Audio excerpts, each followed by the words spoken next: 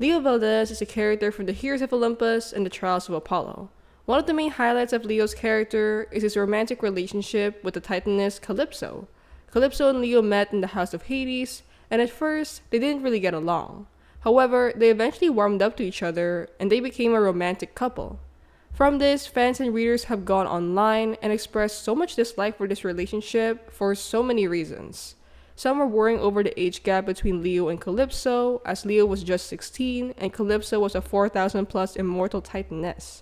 Others have expressed that Leo and Calypso had zero chemistry, which is why they didn't have to end up together. One thought that intrigued me from this discussion was the idea that Leo shouldn't have gotten a love interest in the first place, and instead, he should have stayed single. I thought about this for a bit, and I ended up liking the idea. In this video, I'll be expanding more on this and discussing why I think Leo Valdez shouldn't have been given a romantic partner. I'll be going through Leo's character, so spoiler warning for the Heroes of Olympus and the Trials of Apollo. And with that, let's get into it. Reason number 1.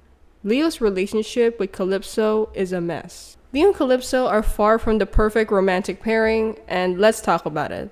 As I mentioned earlier, they first met in the House of Hades, and they didn't get along at all. They were both upset with each other for different reasons. Let's get Calypso aside first, and to do this, we need some background on who Calypso is. Being an immortal titaness, Calypso was alive long before Leo, and during the first Titan War, she sided with the Titans against the gods.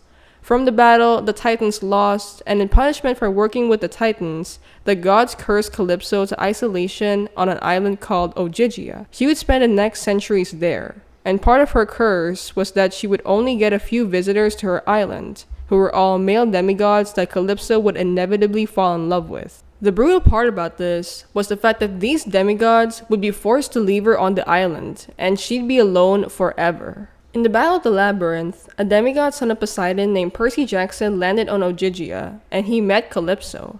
Calypso ended up falling in love with Percy, but Percy eventually had to leave her. Before leaving, Percy promised that he'd try to get her out of there, and he tried to fulfill this promise in the next book, The Last Olympian. Percy made the gods swear to lift Calypso's curse, and though the gods said they would, this didn't end up happening, which is why we meet Calypso in the House of Hades, still stuck in Ogygia when Leo meets her.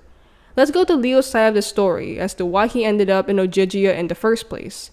In the House of Hades, Leo was blasted out of the Argo II by the snow goddess Chione, and he landed on Ogygia. When Calypso met him, she was angry that the gods had sent another male demigod to her island, after getting promised that they lift her curse, which is why she brings this anger out on Leo. Leo had no context as to why she was so upset, which is why they started arguing from there. From there, Leo's main goal was to get out of Ogygia and meet with the rest of the 7. While he tried to accomplish this, Leo had gotten to talk to Calypso a few times, and there was always this lingering romantic tension that was happening. When I first read it, I found it a bit weird because I honestly find it unrealistic that they'd feel this way almost immediately after they just argued, but that's really what happened. From there, we get some internal monologue of Leo finding Calypso attractive until we get to the point when he's about to leave. Before leaving, Calypso kisses Leo suddenly, which shakes the hell out of him and makes him realize he loves her. Then, we get the most famous Leo Valdez quote, "I'm coming back for you, Calypso. I swear it on the river Styx." From this, the main criticism that fans had was how rushed Leo and Calypso's romance was, and they have a point. I mean, Leo and Calypso were just angry with each other before they were suddenly attracted to each other, and then they shared a kiss. It's like Rick just hit the time-lapse on the romance, and how underdeveloped it feels was the main issue. It's like Rick forgot that Leo didn't have a girlfriend, which is why he decided to slap on Calypso to fill that part in. It was forced, and from there, their relationship didn't end up so well. Leo fulfilled his promise of coming back to Calypso in the Blood of Olympus, and for a while, we don't get any information about what happened to them. It's only at the end of the Hidden Oracle that we realize that they've been traveling for months on Festus to go back to Camp Half-Blood. In the Dark Prophecy or the next book, Leo and Calypso's relationship just gets worse. They constantly argue throughout that book, that Apollo even questions Leo as to what the hell is happening. Leo tells him that they were having relationship issues because of how tired they both were of traveling, and he sadly admits that he thinks Calypso blames him for losing her powers. This because Calypso lost her powers the second she left the island, and throughout the book, she's frustrated that she doesn't have her magic anymore. Leo and Calypso try to support each other, but Calypso is almost always upset with him, which is why in the Tower of Nero, we learn that they took a break from each other. From all of this, we can conclude that Leo and Calypso's relationship had its constant downsides. Their romance was rushed, and there was no deep connection that they could base off of to develop, and this is probably why just a couple of months of traveling together already strained their relationship. Ultimately, their romance became a negative thing instead of something that actually benefited them, which is why they had to take a break from each other. Reason number 2, Leo's fatal flaw. This is a vital point as to why I think Leo doesn't need a romantic partner. For this, we had to analyze Leo's character a bit and talk about his fatal flaw. We already saw hints of this in The Lost Hero, and the Riordan Wiki phrased it as the feeling of inferiority, which is Leo's tendency to feel like he's unwanted and disliked by everyone. Leo is really insecure, and this even makes him think that he was the least important of the 7, with the well-known nickname of the 7th wheel. This low self-esteem was an issue Leo had to overcome constantly, and he tried to cope with it by using humor as a coping mechanism to hide what he was really feeling. On the outside, Leo was laid back and confident, but on the inside, it was the complete opposite. He was incredibly hard on himself, and he blamed himself all the time when things went wrong. This deep-rooted lack of self-confidence is something that intrigued me when reading the books, because not that many characters can actually see how hurt Leo is on the inside. I decided to expand more on Leo's fatal flaw in this video, mainly because from this, I think that Leo could have focused on developing himself instead of finding a romantic partner, which brings us to reason number 3. Leo's personal development is a much bigger need than romance. One of the main ideas of Leo's character is to represent abandoned kids who try to be heroes amidst all the insecurities and challenges of their lives.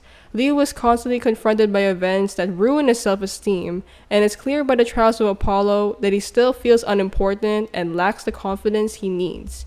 It doesn't make it any better that he and Calypso were having relationship issues, which hurt him further. With this, his relationship with Calypso damaged him instead of helped him, which is why in the Trials of Apollo, I would have liked it better if Leo had been given some time to himself. He was constantly trying to save others in the Heroes of Olympus, and he never got the chance to fully build himself up after the trauma he's had as a kid. Instead of getting a girlfriend, Leo should have been given more time to grow and mature himself before entering a relationship. Added to the fact that Reyna even admitted in the Tower of Nero that Leo wasn't the best gentleman to girls, as Leo grew up without a mom figure, learning to mature and grow would be better before pushing into a romance for his character. With all these points, let's summarize Leo's character. Leo was a kind and hardworking demigod who almost always managed to make people smile even if he was constantly hurting inside. He suffered from low self-esteem and inferiority, which was an obstacle he always had to overcome. He had unresolved trauma from his mother's death and his foster family's abandoning him, which made him emotionally immature at times. This immaturity surfaced in his relationship with Calypso, and added to the stress the relationship faced, it inevitably led them to having a break from each other to sort things out on their own. This current breaking up with Calypso just shows that Leo might not be ready for a relationship just yet, due to the unresolved problems he has inside, which is why I think that Leo doesn't need a love interest. Instead, he should focus on himself and mature on his own. So how about you? Do you think Leo needs a love interest? Let me know in the comments down below.